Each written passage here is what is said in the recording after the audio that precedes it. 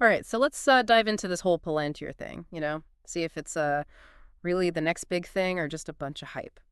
Yeah, definitely seems like everyone's got an opinion on PLTR these days. Exactly. Some are saying it's going to be bigger than Amazon. Others are like, nope, this is a total bubble. It's kind of wild, right? It is wild. All this buzz around their valuation definitely makes it a fascinating case. Well, and you mentioned you've been following growth stocks, so this is right up your alley. Definitely. So let's jump right into it. What do you make of Palantir's latest performance? Those Q4 numbers from 2023, they looked pretty impressive to me. Oh, for sure. Yeah. Absolutely. You can't deny those numbers were strong. Right, like 54% year-over-year growth in U.S. commercial revenue. Yeah. That's got to mean something. Yeah, it shows they're not just a one-trick pony, relying solely on government contracts. They're actually making some serious moves in the business world, and that diversification is a good sign for any company. And speaking of government contracts, they saw 45% growth there, too. Yeah, that definitely goes against what some of the critics have been saying Yeah. about them losing their edge in the public sector. Totally. So how do we make sense of this, then?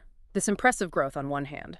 And then you have analysts saying Palantir is, like, massively overvalued. Well, that's the million-dollar question, isn't it? Mm-hmm. Or maybe even the trillion-dollar question in this case. Right. I mean, the critics, they look at those price-to-sales ratios over 60x, and the price-to-earnings ratio, forget about it, over 500x. They're seeing major red flags, classic signs of a company that's way overpriced. Okay, so for someone like me who's maybe a little rusty on those financial ratios, what are those really telling us? Sure. So the price-to-sales ratio basically tells you how much investors are willing to pay for every dollar of the company's revenue. Okay. A really high ratio like Palantir's suggests investors are super optimistic about future growth. But it also means there's more risk if that growth doesn't actually happen. Right, so higher risk, higher potential reward. Exactly. And then the price-to-earnings ratio, it compares the company's stock price to its earnings per share. So a high PE ratio, like we see with Palantir, can indicate that investors believe the company's earnings are going to skyrocket in the future. So basically investors are saying, we know it looks expensive now, but just wait till you see what they can do. That's a good way to put it. Yeah. And that's where the whole debate gets really interesting. Because Palantir and their supporters are saying, hold on, those traditional valuation metrics, they don't really apply to us. So they're kind of playing by their own rules? In a way, yeah. They argue that they're operating in such a unique space with this long-term vision that those old-school metrics just don't capture the full picture. So it's like they're saying, we're playing a different game here. Right. You need a different scoreboard to judge us. Exactly. And they point to things like their deferred revenue, which is a whopping $5.4 billion. Wow. And that represents future revenue they've already locked in through contracts. It's not just a promise, it's actual business they've already secured. Okay, that's a pretty convincing argument. It is. And then there's the fact that institutional ownership has doubled since 2020. So it's not just everyday investors like me getting caught up in the hype. Nope, this means big players like hedge funds, pension funds. They're all pouring money into Palantir. So the smart money is on Palantir then? You could say that these are sophisticated investors who've done their homework, and they clearly see something in Palantir's long-term prospect. Okay, so that gives them some credibility then. But we also got to consider the other side of the coin, right? What are the skeptics saying? Why are they so convinced Palantir is overvalued? Right. Well, one of the most vocal critics has been Jason Calacanis. He's been questioning not just their valuation, but also the CEO, Alex Karp, and how much he engages with retail investors. Isn't it good for CEOs to be transparent and communicate with investors? It usually is. Yeah. But Calacanis seems to think it's more about creating hype and maybe even artificially inflating the stock price. So is he saying it's all just a big show to lure in unsuspecting investors? I think that's part of his argument. And then you have CNBC. They've been warning about those high valuation multiples, suggesting they're just not sustainable in the long run. So basically, we've got these two camps. One side says Palantir is rewriting the rules of valuation, and the other side says it's a classic bubble waiting to burst. Exactly. And the truth is probably somewhere in between.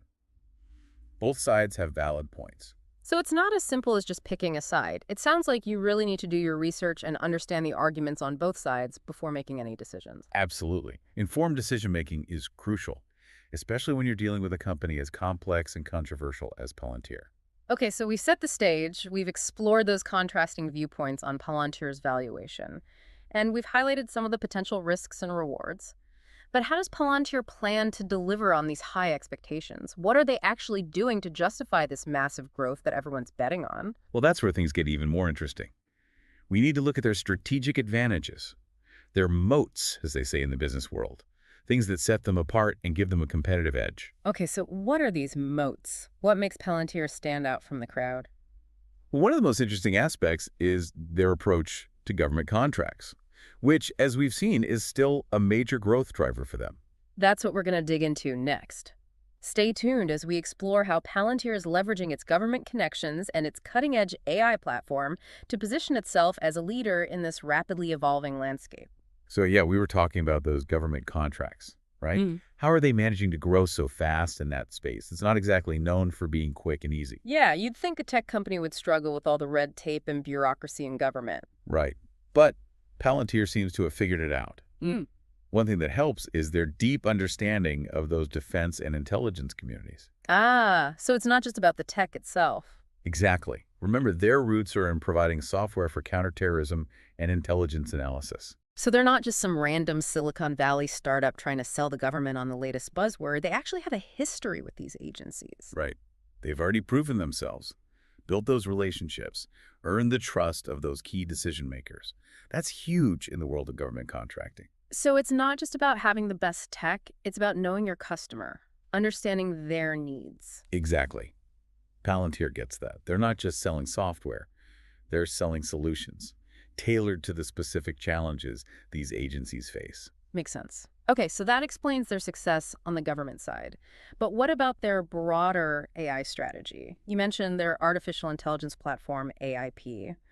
What makes that stand out in a crowded field of AI solutions? Well, this is where things get really interesting. Remember those crazy high price to sales and price to earnings ratios? Oh yeah, those are pretty wild. Well, their whole justification for those numbers rests on their belief that they're building something truly unique and dominant with this AI platform. Okay, can you remind me again why those ratios are so important in this context? Sure. So basically, investors are betting that Palantir is going to generate massive earnings in the future to justify their current sky-high valuation. Okay.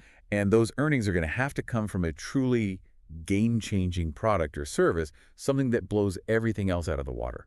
And they think AIP is it. So it's not just about selling more government contracts or expanding their business incrementally. They need to create a platform that becomes like the industry standard. Exactly, like what Microsoft did with Windows or Google with Search. They're aiming for that level of dominance. Okay, so what is it about AIP that's so special? What are they doing that other AI companies aren't? One key thing is their focus on being LLM agnostic. LLM agnostic. You're gonna have to break that one down for me. Sure. So LLM stands for large language model. Yeah. Think of it as the brain behind all the recent advancements in AI, like ChatGPT, Bard, even Elon Musk's new thing, Grok. Okay, I'm following. These LLMs are incredibly powerful, but they're also very specialized. Gotcha. So what Palantir's saying is they're not tied to any one specific LLM. Exactly. They've built AIP to be a platform that can seamlessly integrate and leverage any LLM. It doesn't matter who developed it. So they're not picking winners and losers in the LLM race. They're saying, we can work with all of them. Exactly. It's like having a universal remote control for AI. Oh, I like that analogy. So yeah, they can control any LLM, which gives them a ton of flexibility. And their customers get to choose the best LLM for their specific needs. So they're positioning themselves as the Switzerland of the AI world, neutral and open to working with everyone. Exactly. And that's a brilliant move strategically. It means they're not dependent on any one LLM provider, and it gives their customers more freedom and control. Okay, so they're not just building another AI tool. They're building the foundation for an entire ecosystem of AI solutions. That's a bold vision, but is it realistic? That's the multi-billion-dollar question. Maybe even $1 trillion in this case. Haha, right. Palantir's success really hinges on whether they can convince enough customers, both government and private sector, to adopt their platform. So they need to become the industry standard, the platform everyone relies on. Exactly. They need to achieve that critical mass of users. Give a network effect, where the value of their platform just keeps growing as more people join. Like a snowball effect. Exactly. The more governments and businesses that use AIP, the more valuable it becomes, which attracts even more users, and so on. It's a virtuous cycle. Exactly. But it's not easy to get that cycle started.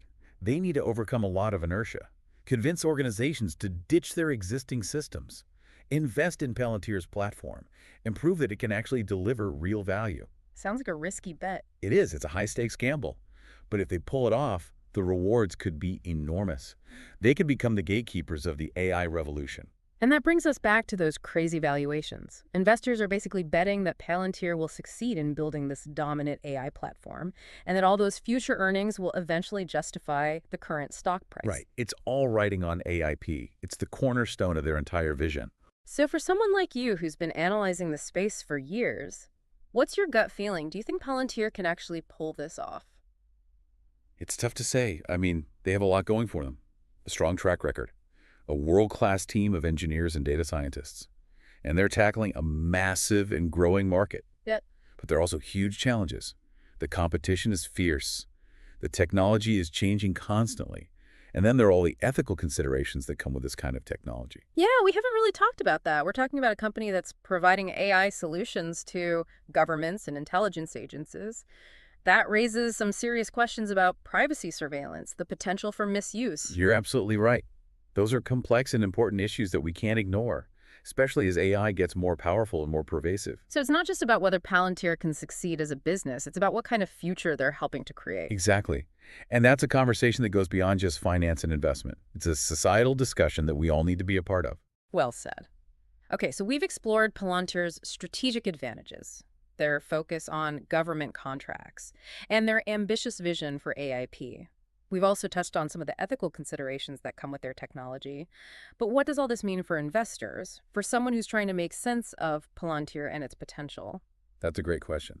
And that's what we'll dive into next. We'll look at some specific things investors should consider, like potential entry points, risk management strategies, and maybe even some alternative plays in the AI space. All right, so we've covered a lot with Palantir, their growth, their AI strategy, even some of the ethical stuff. But let's get down to brass tacks. For someone who's interested in Palantir, but also a little cautious about the risks, what are some things to think about before actually investing? Yeah, that's a really important question. And we've talked about it. Palantir is a company with huge potential upside, but also a lot of volatility. So managing risk is key. You mentioned you were a little risk averse, right? Yeah, I'm definitely more of a slow and steady kind of investor. I'm not looking to get rich quick, but I am interested in companies that have that long-term growth potential. Gotcha. Well, in that case, one of the first things to consider is position sizing. Position sizing. Yeah, basically just figuring out what percentage of your overall portfolio you're comfortable putting into Palantir. Oh, okay. With a stock like this that's got a lot of growth potential but also a lot of volatility, it's usually a good idea to start with a smaller position. So don't go all in right away, even if I'm feeling really bullish on Palantir. Exactly. Diversification is key to managing risk.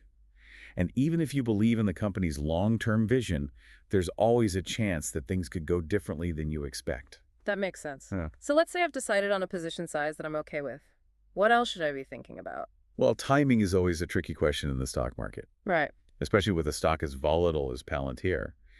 Trying to time the market perfectly is almost impossible, and it can just lead to a lot of stress. Yeah, I've definitely been there. So instead of trying to buy at the absolute bottom, what you might consider is dollar cost averaging. Dollar cost averaging. Yeah, it's basically investing a fixed amount of money at regular intervals, no matter what the stock price is doing. Oh, okay. So instead of trying to be a genius and predict the market, I just invest consistently over time. Right. It helps you average out your purchase price over time, and it reduces the impact of those short-term price swings. That sounds a lot more manageable and less emotionally draining. Exactly. And another tool you might consider is setting stop-loss orders. Stop-loss orders. Yeah. It's basically an instruction to automatically sell your shares if the price drops below a certain level. So it's like a safety net. Exactly. Yeah. It helps you limit your potential losses if Yeah. things start to go south. Okay, I like that. So we've got position sizing, dollar cost averaging, stop-loss orders. Those are all really helpful tips.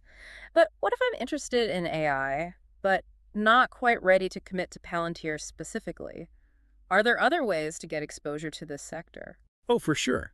There are tons of companies out there, both big and small, that are investing heavily in AI. Like you mentioned, you were interested in companies with a strong track record. Maybe consider some of the established tech giants, like Microsoft, Google, Amazon. Yeah, those are all big players in the AI space for sure. Exactly. They offer a more diversified approach, maybe a little less volatility compared to a pure play AI company like Palantir.